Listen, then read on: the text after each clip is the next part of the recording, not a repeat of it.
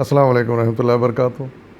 اس وقت میں آپ کے سامنے سورہ زخرف کی آیت نمبر 57 سے لے کر 62 تک کا ترجمہ پیش کر رہا ہوں، سماعت فرمائیے۔ اعوذ باللہ من الشیطان الرجیم، بسم اللہ الرحمن الرحیم۔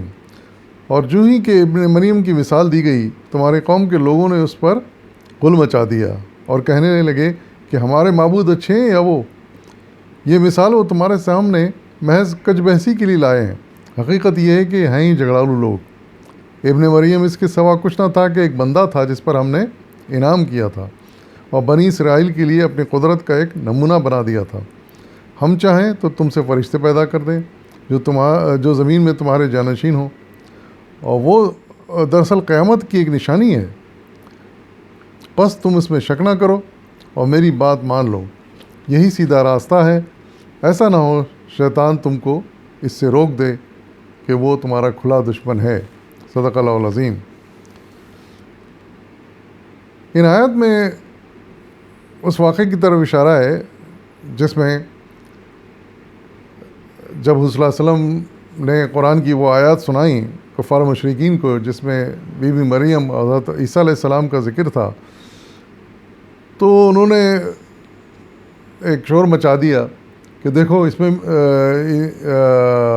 عیسائی بھی تو حضرت عیسیٰ کو اللہ کا بیٹا قرار دیتے ہیں، خدائی میں شریک سمجھتے ہیں۔ ہم جانتے ہیں کہ ان کے یہاں تثلیث کا عقیدہ جڑ پا چکا تھا، یعنی باپ، بیٹا اور روح القدس۔ باپ یعنی اللہ تعالیٰ، بیٹا یعنی عیسیٰ علیہ السلام، روح القدس یعنی جبرائیل علیہ السلام۔ تو یہ گڑھے ہوئے عقیدہ انہوں نے گڑھ لیا تھا اور اسی پر وہ چل رہے تھے۔ تو یہاں پر جب بتوں سے پوجنے کے لیے روکا گیا، بتوں کو شریک کرنے سے روکا گیا، تو اس وقت فوراً انہوں نے یہ شور مچا دیا کہ دیکھو عیسائی بھی تو حضرت عیسیٰ کو بیٹا مانتے ہیں، خدا کا، خدائی میں شریک سمجھتے ہیں، تو ہم نے اگر کچھ خدا گڑھ لی ہے تو اس میں کیا برائی ہے؟ تو یہ اس طرح کی یہ بحث انہوں نے چھیڑ دی۔ تو اس واقعہ کی کچھ تفصیل مولانا سید ابو العلا مودودی نے اپنی حاشیہ نمبر 52 میں لکھی ہے۔ آپ لکھتے ہیں، اس آیت سے پہلے آیت 45 میں یہ بات گزر چکی ہے کہ تم سے پہلے جو رسول گزرے ہوئے ان سب سے پوچھ دیکھو، کیا ہم نے خدائے رحمان کے سوا کچھ دوسرے معبود بھی مقرر کیے تھے کہ ان کی بندگی کی جائے؟ یہ تقریر جب اہل مکہ کے سامنے ہو رہی تھی تو ایک شخص نے، جس کا نام روایت میں عبداللہ بن الزبری آیا ہے، اعتراض جڑ دیا کہ کیوں صاحب، عیسائی مریم کے بیٹے کو خدا کا بیٹا قرار دے کر اس کی عبادت کرتے ہیں یا نہیں؟ پھر ہمارے معبود کیا برے ہیں؟ اس پر کفار کے مجموعے سے ایک زور کا قہقہ بلند ہوا اور نعرے لگنے شروع ہو گئے کہ وہ مارا، پکڑے گئے، اب بولو اس کا کیا جواب ہے؟ لیکن ان کی اس بےہودگی پر سلسلہ کلام توڑا نہیں گیا، بلکہ جو مضمون چلا آ رہا تھا پہلے اسے مکمل کیا گیا اور پھر اس سوال کی طرف توجہ دی گئی جو معترضین نے اٹھایا تھا۔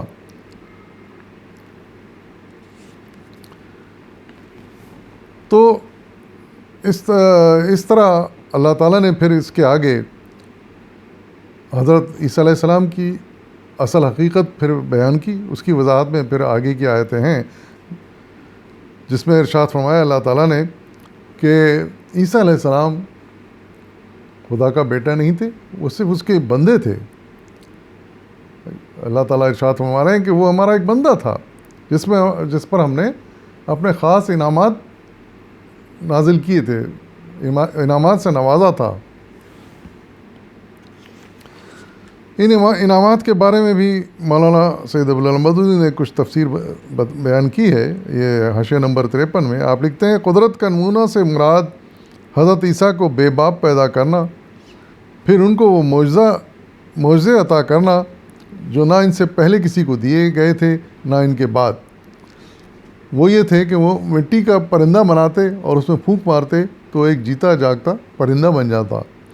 وہ مدرزاد اندھے کو بینا کر دیتے تھے، وہ کوڑ کے مریض کو تندرست کر دیتے تھے، حتیٰ کہ وہ مردے کو جلا دیتے تھے، یعنی حکم دیتے تھے اٹھ جا، زندہ ہو جا، تو وہ مردہ بھی زندہ ہو جاتا تھا۔ اللہ تعالیٰ کے ارشاد کا یہ آیات قرآن میں آ چکی ہیں پہلے۔ تو تو اللہ تعالیٰ کا ارشاد کا منشا یہ ہے کہ محض اس غیر معمولی پیدائش اور ان عظیم معجزات کی وجہ سے ان کو بندگی سے بالاتر تر سمجھنا اور خدا کا بیٹا قرار دے کر ان کی عبادت کرنا غلط ہے۔ ان کی حیثیت ایک بندے سے زیادہ کچھ نہ تھی جسے ہم نے اپنے انعامات سے نواز کر اپنی قدرت کا نمونہ بنا دیا تھا۔ تو یہ اصل مقصد تھا، اور یہ ایک حقیقت ہے کہ جس کو کہ انہوں نے تسلیم کر کے نہیں دیا کفار مشرکین نے، جو حضور صلی اللہ علیہ وسلم کے مخاطبین تھے، اور بے تک کے وجوہات پیش کرنے لگے اپنے گڑے ہوئے عقیدوں کے بارے میں۔ اور پھر آگے ارشاد فرمایا کہ ہم چاہیں تو فرشتے پیدا کریں۔ پیدائش پر حضرت عیسیٰ کی بن باپ کی جو پیدائش ہوئی تھی اس پر جو بہت ہی یعنی ان کو حیرت تھی اور یقین نہیں آتا تھا کہ بن باپ کے کیسے ایک بچہ پیدا ہو سکتا ہے۔ تو اس کے جواب میں اللہ تعالیٰ ارشاد فرما رہے ہیں کہ ہم جو چاہیں پیدا کر دیں، یہ ہماری قدرت میں ہے۔ ہم چاہیں تو تم انسانوں سے ہم فرشتے پیدا کر دیں جو زمین میں تمہارے جانشین ہو جائیں، پھر آگے کی نسل ان سے چلے۔ تو یہ اللہ کی قدرت اتنی عظیم ہے، وہ ہر چیز پر قادر ہے۔ اگر بن باپ کے ایک بچہ پیدا ہو سکتا ہے تو وہ سب کچھ کر سکتا ہے۔ آدم علیہ السلام کی مثال ہمارے سامنے ہے، وہ تو بن ماں اور بن باپ دونوں کے بغیر پیدا کی ہے، اور انہیں سے آج دنیا کی ساری نسل چل رہی ہے انسانی، قیامت تک چلتی رہے گی۔ وہ بھی تو اللہ تعالیٰ نے پیدا کیا تھا۔ تو اس میں اتنی حیرت کی کیا بات ہے؟ اگر ہم ایک مرتبہ مان لیں کہ اللہ ہر چیز پر قادر ہے اور ہر چیز کو پیدا کر سکتا ہے، تو پھر اس کے ماننے میں کیا غلطی ہے، کیا برائی ہے کہ حضرت عیسیٰ علیہ السلام بن باپ کے پیدا ہوئے؟ صرف ایمان کی کمزوری ہے، اللہ تعالیٰ کو نہ سمجھنے کی غلطی ہے، جس کی وجہ سے انسان ٹھوکر کھاتا ہے۔ پھر آخر میں اللہ تعالیٰ ارشاد فرما رہے ہیں کہ وہ ان کی جو پیدائش تھی یہ ایک اللہ تعالیٰ کی نشانی تھی، یہ اس وقت کے لوگوں کے لیے بھی نشانی تھی اور قیامت تک کے لیے لوگوں کے لیے ایک نشانی ہے۔ اللہ تعالیٰ یہ ثابت کرنا چاہتے ہیں کہ وہ ہر چیز پر قادر ہیں، اور جس طرح وہ بن باپ کے پیدا ہو گئے اور ان کو یہ معجزات دیے گئے کہ وہ حکم دیتے تھے تو مردے زندہ ہو جاتے تھے، تو قیامت کے دن ایک وقت آئے گا کہ جتنے انسان مر چکے ہوں گے، سب انسان مر چکے ہوں گے، وہ دوبارہ زندہ کیے جائیں گے۔ جب ایک اللہ کا بندہ یہ کام کر سکتا ہے اس کی اللہ کی دی ہوئی قدرت سے، تو پھر خود اللہ تعالیٰ کیا کچھ نہیں کر سکتا۔ تو یہ وہ دلیل ہے اس بات کی کہ ایک دن قیامت آئے گی اور اللہ تعالیٰ کے حکم سے یہ تمام مرے ہوئے انسان دوبارہ زندہ ہوں گے اور اللہ تعالیٰ کے سامنے حاضر ہو جائیں گے۔ تو یہی سیدھا عقیدہ ہے، سچا عقیدہ ہے، اور ارشاد فرمایا جا رہا ہے کہ اس میں شک نہ کرو اور میری بات مان لو۔ اور شیطان چاہتا ہے کہ جو ہے نا تم ان باتوں کو نہ مانو، ان کا انکار کرو، اس کے راستے پر چلو، کیونکہ وہ تمہارا کھلا دشمن ہے۔